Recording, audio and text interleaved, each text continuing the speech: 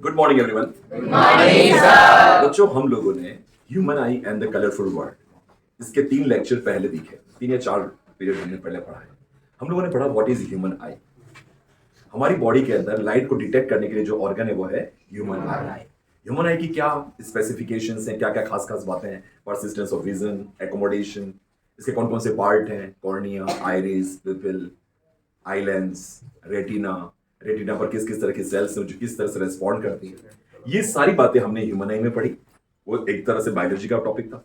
दूसरा हम लोगों ने पढ़ा फिजिक्स के हिसाब से डिफेक्ट्स ऑफ विजन, कैसे हमारी आईज कई बार हमारा जो नॉर्मल फार पॉइंट है वो होना चाहिए इनफाइनाइट, और हमारा जो नॉर्मल नियर पॉइंट है वो होना चाहिए 25 सेंटीमीटर। जब इसमें किसी तरह का कोई चेंज आ जाता है तो हम कहते हैं हमारी आई डिफेक्टिव हो गई। हमको या तो मायोपिया हो गया, या फिर हाइपरमेट्रोपिया हो गया, या फिर प्रेसबायोपिया हो गया, है कि नहीं?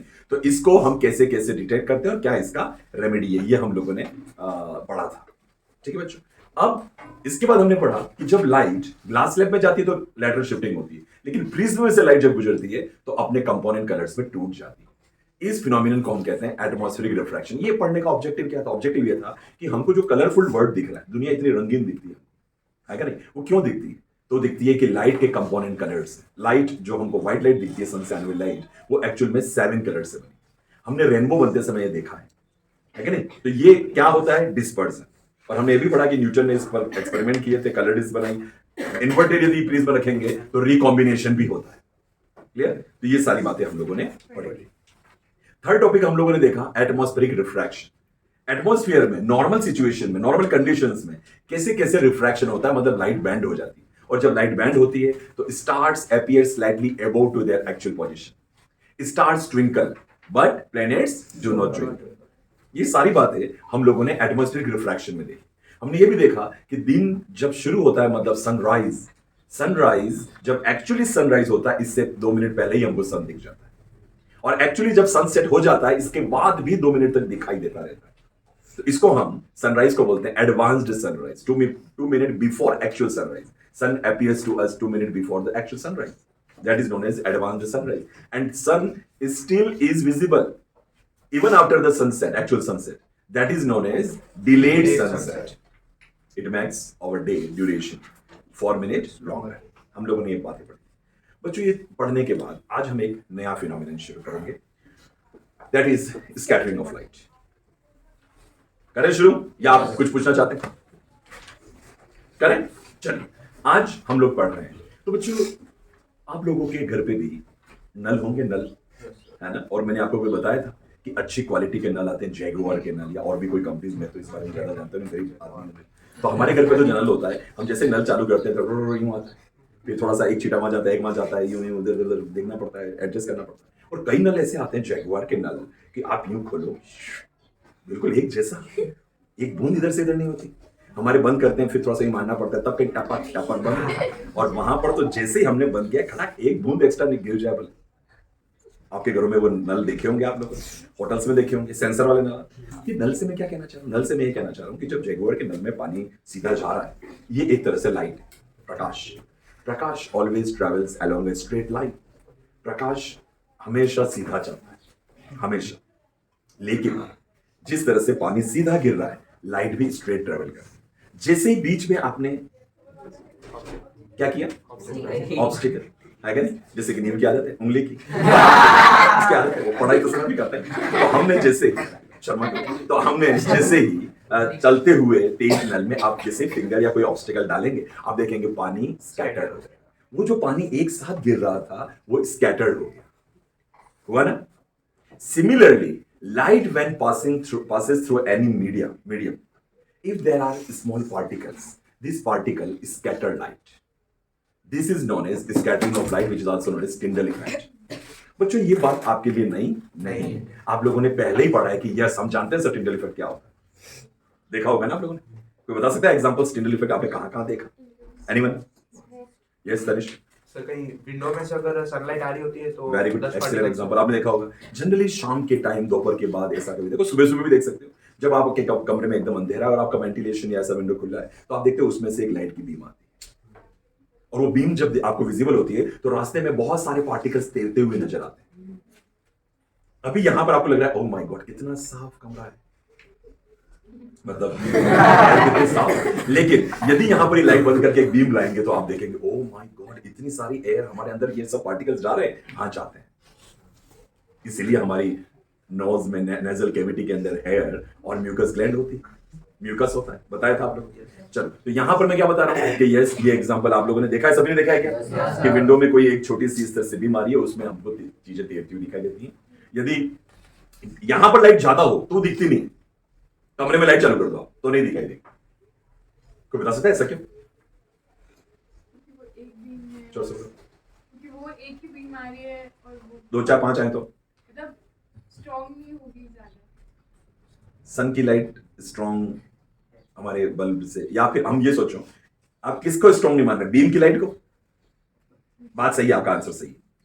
बीम की लाइट को, बीम की लाइट तो स्ट्रॉन्ग है, लाइट चालू करोगे तब भी आपको दिख रहा है कि वो देखो धूपा की गिर रही है, लेकिन वो पार्टिकल सब नहीं दिखाई दे रहे। हाँ जी, क्योंकि एक तरफ से ही फोकस हो रहा है जो बीमारी, उससे जो सस्पेंडेड पार्टिकल्स हैं उस पे, इसलिए वो नहीं लाइट बंद थी तो दिख रहे थे।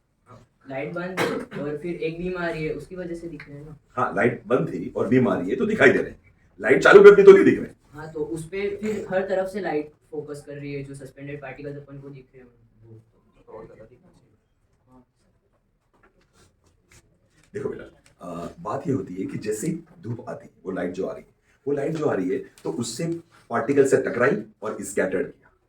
वो जो स्कैटरिंग लाइट है, सन की बीम की जो लाइट है उसकी ल्यूमिनस इंटेंसिटी काफी ज्यादा है, वो तो हमको दिख रही है, लेकिन जो स्कैटरिंग लाइट है उसकी ल्यूमिनस इंटेंसिटी क्या है, कम। तो यदि आप खुद लाइट वाले, मतलब आप खुले में बैठे हैं तो आपको नहीं दिखाई देगा। क्यों? क्योंकि स्कैटरिंग जो लाइट है उसकी इंटेंसिटी कम है। क्या मेरी बात समझ में आई सभी को? वापस समझिएगा। जैसे मैं आपको ये बार बार, मैं आपको, जैसे हमने शुरू भी किया नल से, आपको लग रहा होगा मजाक की बात है, नहीं, मैं इसको बार बार एनालॉजी, इनको इससे कंपेयर करता हूं। जैसे हमने नल चालू किया, पानी गिर रहा है, ये लाइट आ रहा है। अब आप जब उसके अंदर कुछ रखते हो तो आपकी कौन सी, जो पानी स्कैटर्ड हो रहा है वो फ्लो ज्यादा है, या जो सीधा आ रहा है वही ज्यादा है?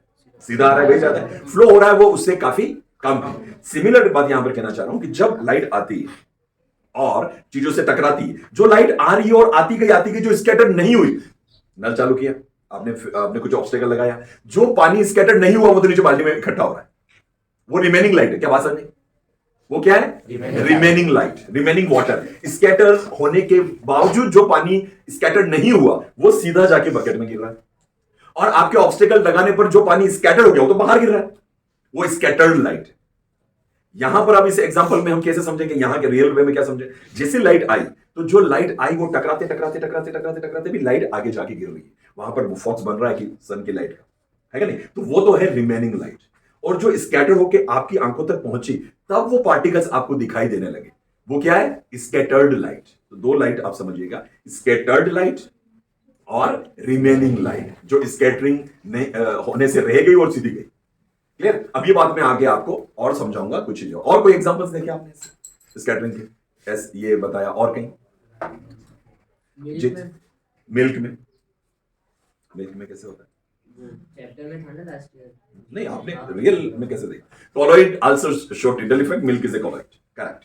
आपने कहीं मिल्क में कोई मिल्क की ड्रॉप है, अगर उसमें अपन लाइट पास करते हैं तो उसके बीच में सस्पेंडेड पार्टिकल्स दिखते हैं और फिर लाइट पास हो जाती है। आपने देखा है ऐसा? हाँ। गुड। और बताइए, और कोई एग्जांपल? बहुत जगह देखा होगा। हाँ बेटा। सनलाइट जब फॉरेस्ट में एंटर करती है वेरी गुड। जब आप फॉरेस्ट के अंदर हैं और वहां पर बहुत सारी डेंस कैनोपी है, बहुत सारे प्लांट्स ट्रीज उस तरह से उग रहे हैं, अब आप नीचे तो आपको दिखती है बीम आगे। देखा होगा कई मूवीज में, आपने रियल में भी देखा होगा, पेड़ों की झुरमुट में आप बैठे हैं और धूप आ रही है, अंदर अंधेरा है इसलिए दिखाई दे रहा है। और कोई? रात को मून से जो लाइट आती है, रात से मून से लाइट आती है, उसमें टिंडल इफेक्ट दिखाई देता है। स्कैटरिंग की वजह से आती है ना।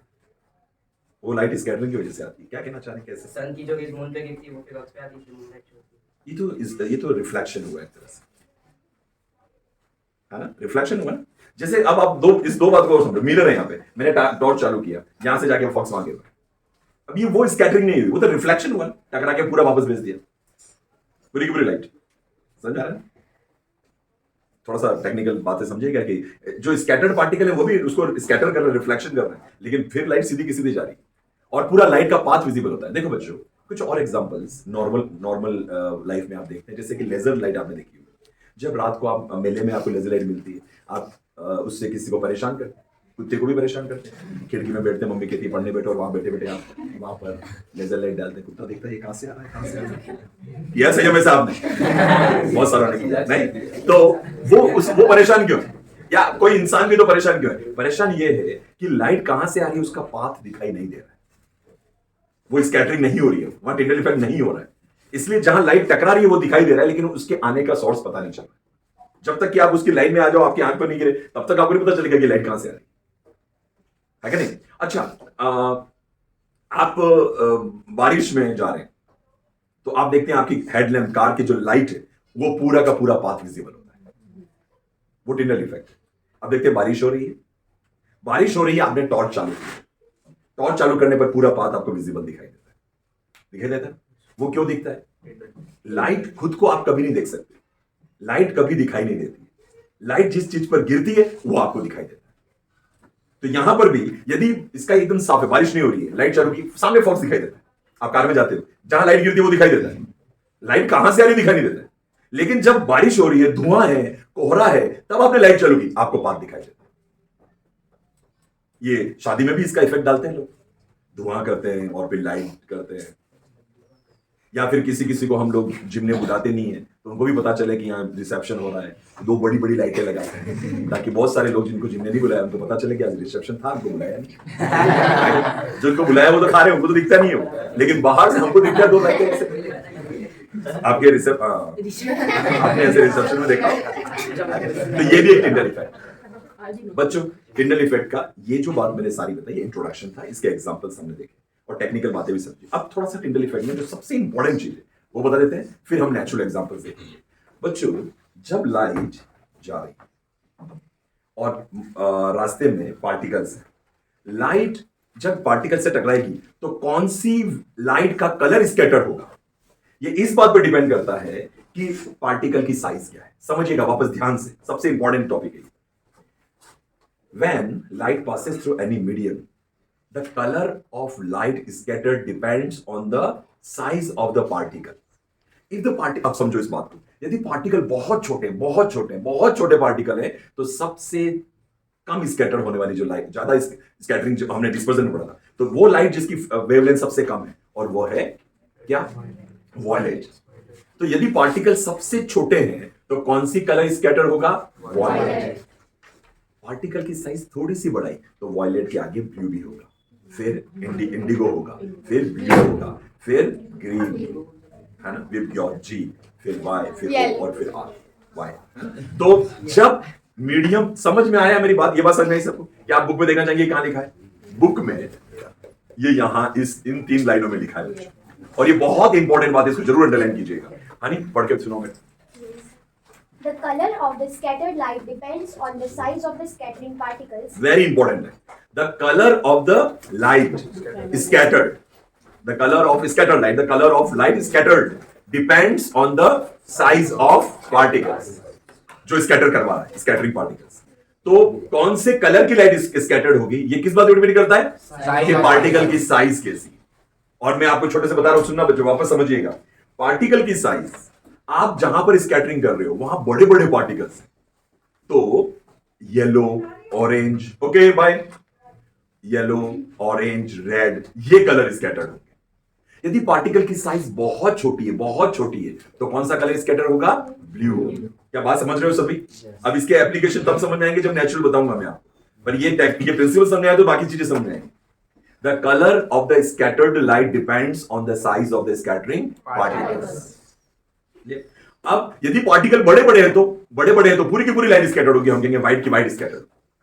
यदि मैं यहां पर बहुत सारी छोटे छोटे बॉल्स लगा दूं या कुछ तो वो पूरे के पूरे थर्माकोल की बहुत सारी बॉल्स हमने देखी, उसमें स्कैटरिंग नहीं हो रही, वो बड़ी बड़े पार्टिकल्स, तो लाइट जब उनसे टकराती है सात कलर रिफ्लेक्ट हो रहे हैं, स्कैटर्ड हो रहे हैं, तो हमको व्हाइट लाइट ही दिखाई दे रही है, वो एक तरह से स्कैटरिंग है।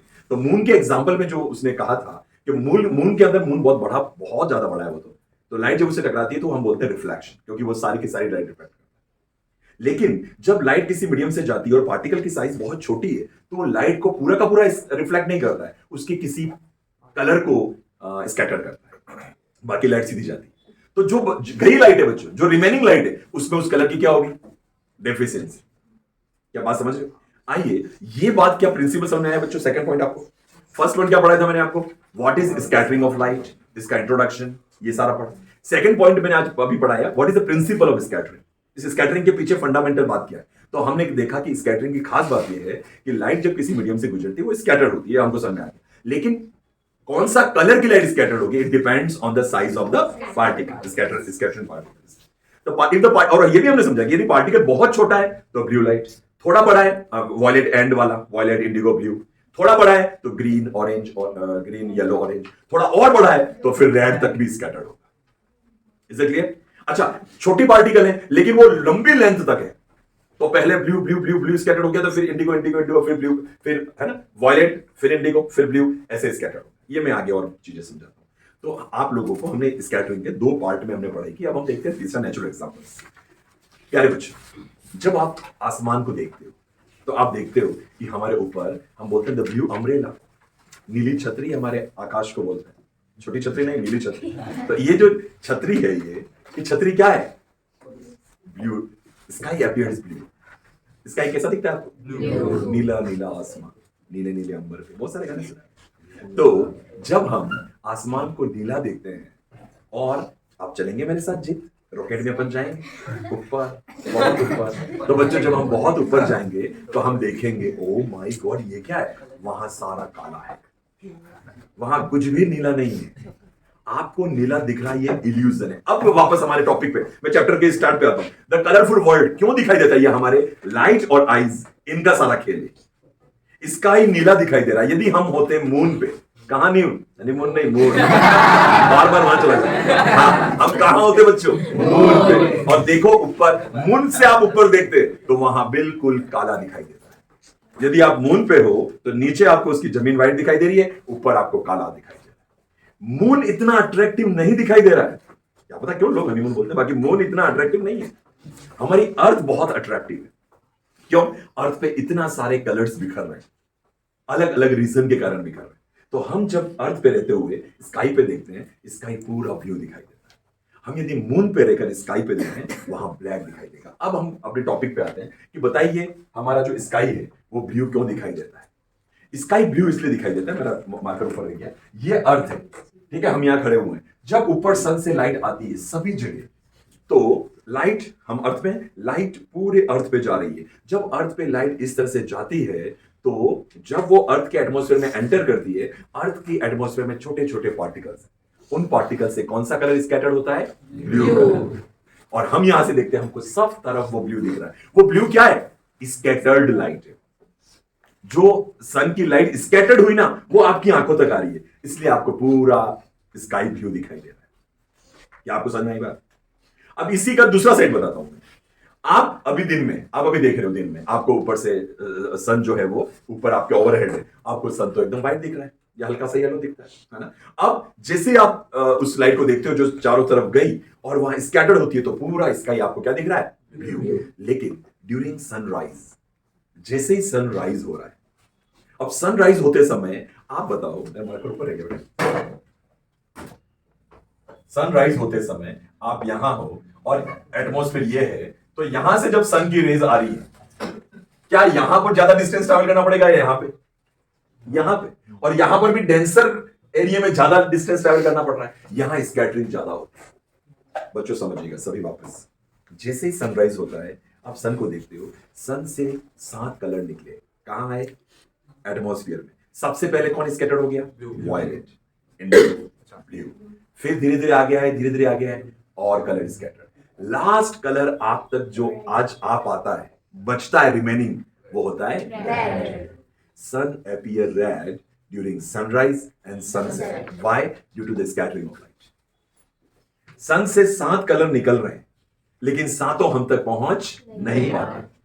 क्यों? क्योंकि सनराइज होते समय, सनसेट होते समय सन होरिजन पे उसको ज्यादा डिस्टेंस ट्रैवल करनी है, इसलिए जब वहां से लाइट निकलती है तो वहां पर। बच्चों इसका बहुत अच्छा एक्टिविटी आपके बुक में दे रखी है। बच्चों ये जो एक्टिविटी दे रखी है मैं आपको बता देता हूं, थोड़ा सा सभी देखेंगे इधर।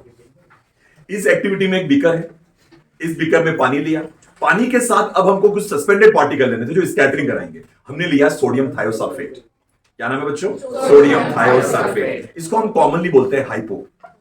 जो लोग फोटोग्राफी से जुड़े हुए हैं वो शायद जानते होंगे कि पहले ब्लैक एंड व्हाइट फोटोग्राफी में आपका फोटो खींच के वहीं फोटो को धोया जाता था और नेगेटिव बनती थी, तो उसमें एक सॉल्यूशन काम आता था, इसको सोडियम थायोसल्फेट। वो हाइपो यहां पर लिया, आपने उसका कोई लेना नहीं। अब यहां क्या किया, आपने एक बीकर लिया, उसमें थोड़ा हाइपो डिसॉल्व कर दिया। कितना करना है, एक्टिविटी में दे रखा। ओके, अब सुनेंगे सभी। अब क्या करना चाह रहे हैं, यहां पे हमने एक सोर्स ऑफ लाइट लिया, ठीक है, ऐसा लाइट जिसमें व्हाइट लाइट। फिर हमने लगाया, उस लाइट जो निकल रही है हम चाह रहे थे वो पैरेलल आए, तो हमने क्या लगा दिया, कॉन्वेक्स लेंस। ये कॉन्वेक्स लेंस में हमने क्या, कौन सा रूल यूज किया है, जब लाइट फोकस से आती है तो after refraction it pass parallel to the principal axis. यहां से ये फोकस पे बल्ब रखा और सारे क्या हो गए, पैरेलल। अब ये पैरेलल कहां से गुजर रहे हैं, आप देखो बच्चों, आपके सामने ये बीकर है, यहां पर एक लाइट है, यहां लेंस लगाया, यहां से इसमें से होकर लाइट गुजर रही है। अब यहां लाइट गुजरी तो यहां पर जो लाइट रिमेनिंग आई उसको वापस फोकस करके हमको देखना है, तो हमने एक और कॉन्वेक्स लेंस लगाया ताकि हम उसको फोकस करके देखें।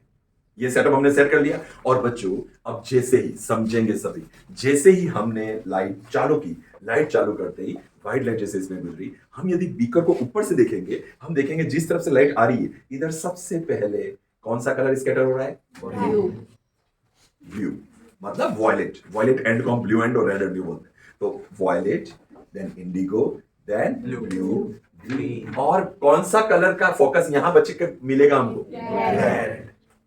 तो यहां पर इस तरफ रेड स्पॉट लिखा होगा, लिखा नहीं है तो कोई बात नहीं, ये पूछा होगा क्वेश्चन में कि बताओ यहां पर कौन सा कलर बचेगा। हाँ, यू ऑब्जर्व दैट कि इस तरफ लास्ट में कौन सा कलर आया, यू लिखा बेटा, वेरी गुड। कौन सा कलर आया, रेड। क्या मेरी बात समझ में आई, ये एक्टिविटी का ऑब्जेक्टिव समझ में आया। ये बच्चों एक तरह से वही एक्टिविटी जो सनराइज और सनसेट में आप देखते हैं। सनराइज के टाइम जैसे ही सन निकलता है आपकी तरफ सन की लाइट आ रही है, हॉरिजन पर उसको ज्यादा डिस्टेंस ट्रैवल करनी है, ज्यादा पार्टिकल्स के बीच में से होकर गुजरना है, क्योंकि देखो आप कितना सारा हॉरिजन पे है। तो जब वो लाइट वहां से गुजर के आती है मैक्सिमम स्कैटरिंग होती है, और आपके पास जो लाइट आके बचती है वो कौन सी है, रेड। बच्चों मैं आप थोड़ा फटाफट करूंगा, आप सुनेंगे। सबसे पहला, why sky appears blue, clear हो गया, due to the scattering of sunlight in the outer atmosphere. Outer atmosphere बहुत छोटे छोटे पार्टिकल्स हैं, उसकी स्कैटरिंग हो गई, इस कारण से आपको पूरा स्काई ब्लू दिखाई देता है। Why sun appears red during sunrise and sunset, यहां पर क्या रीजन बताएंगे आप, due to the scattering of light, again same. But आप इस बार कौन सी लाइट देख रहे हैं, स्कैटर्ड लाइट देख रहे हैं या जो रिमेनिंग लाइट देख रहे हैं, रिमेनिंग लाइट। वो लाइट स्कैटर्ड होगी, बाकी सब तो आप तक कौन सी पहुंच पाई, रेड। ये मैं समझाने के लिए उस समय कोशिश कर रहा था, समझ में आया। अब आपको तीसरी बात बताऊं, व्हाई, किसी कवि ने कहा है, आपने सुना होगा, किसी अच्छे कवि में, आपकी किताब में तो नहीं होगा कोर्स में, आज ब्लू है पानी पानी। क्या मुझे राग नहीं आता, राग भैरवी है, तो आप बताइए। यूं ही, हाँ, तो मैं आपको बता रहा था कि ये जो स्काई है वो तो ब्लू दिखता, समझ आ गया। ये ओशियन क्यों ब्लू दिखता है, हम तो बहुत सारी नदियों में गए, हमने कहीं ब्लू पानी नहीं देखा। ये स्विमिंग पूल वाले हमको बेवकूफ बनाते हैं, नीचे टाइल्स ब्लू लगा देते हैं, हमको लगता है ब्लू है पानी, वहां कोई ब्लू नहीं है क्या।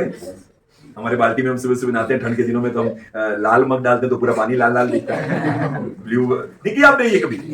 आप गर्म पानी से नहाते हो, फटाफट नहा लेते हो, मैं ठंडे से नहाता हूँ, तो इस तरह एक्सपेरिमेंट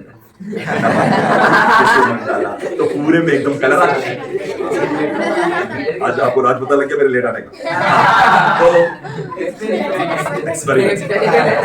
जो लोग क्रिएटिव होते हैं वो हमेशा लेट आते हैं, ये जिस दिन से सुना है मैंने अपने आप को क्रिएटिव बनाने की कोशिश की। तो मैं आपको बता रहा था स्कूल क्रिएटिविटी मार देती है, हमेशा कहता है। हाँ सुनिए, तो मैं आपको बता रहा था कि कल से ट्यूशन का 8:30 बजे, ठीक है, 9 बजे आना। हाँ, तो मैं आपको बता रहा था कि पहला सनराइज स्काई ब्लू को दिखता है, दूसरा सनराइज और सनसेट के टाइम सन क्यों रेड दिखता है। बच्चों इसके अलावा आप लोग जो आर्टिस्ट हैं, नकुल आयानी और भी बहुत सारे ड्राइंग के आर्टिस्ट होंगे, आप जानते होंगे क्या खूबसूरत नजारा होता है सनराइज देखने का। कुछ दिनों पहले मैं गोवा गया था, वो सनराइज वो सनसेट मैं आज तक भूला नहीं।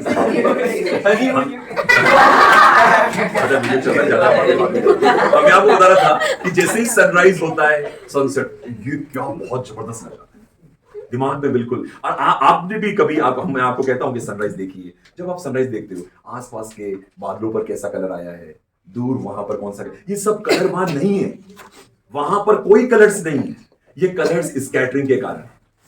जब बादल है मतलब वहां पर पार्टिकल्स बहुत ज्यादा है, क्लाउड्स है, तो जब उसमें से पार्टिकल निकलते हैं वहां स्कैटरिंग हो जाती है, और स्कैटरिंग होने के कारण आपको रेड, ऑरेंज, अलग अलग, येलो, बहुत सारा, ये सारे अलग अलग कलर्स आपको इसलिए दिखाई देते हैं। क्या आपको समझ में है? तो सीनरी में अलग अलग कलर होते हैं। हमारा प्लेनेट को ही कहते हैं ब्लू प्लेनेट। क्यों कहते हैं कि स्काई से हम यदि मून पे जाके खुश सन अर्थ को देखेंगे तो हल्का सा ब्लू दिखाई देगा। क्यों दिखाई देगा? जब लाइट गिरती है ओशियंस में तो पानी अंदर जाता है, पानी की एक ऑप्टिकल डेंसिटी, ऑप्टिकल डेप्थ होती है, वहां तक पानी अंदर जाता है, लाइट अंदर जाती है, बाकी सारी लाइट स्कैटर्ड हो जाती है। ओशियन का वाटर में बहुत सारे पार्टिकल्स हैं, तो जब उसके अंदर लाइट जाती है वहां पर ब्लू कलर सबसे पहले स्कैटर्ड होता है। तो बहुत दूर से, बहुत हाइट से देखने पर आपको ओशियंस ब्लू दिखाई देंगे। क्यों दिखाई देते हैं? Scattering of light. बहुत सारे एग्जांपल हम लोगों ने मेरे बच्चों, मैं आपको और बताऊं कि ये जो हमारी सन, हमारी अर्थ पे जो लाइट आती है ना, मेरे ये क्या होता है कि सन के अंदर से ब्लू कलर निकल जाता है, सारा ब्लू तो हमारी स्काई में खर्च हो गया, कुछ ब्लू ही हमारे तक पहुंच पाता है। इसलिए जब हमको अपने शर्ट को एग्जैक्ट व्हाइट दिखाना होता है तो उसमें थोड़ा सा ब्लू कलर मिलाना पड़ता है, वरना आपका शर्ट येलो दिखेगा। इसलिए हम क्या करते हैं? नील यूज करते हैं। नील को जानता है लक्षराज? हम थोड़ा सा नील डालते हैं। क्या बोलते हैं नील को आप? हाँ? नील को आप क्या कहते हो घर पे? नीली कहते हो? नीलिया?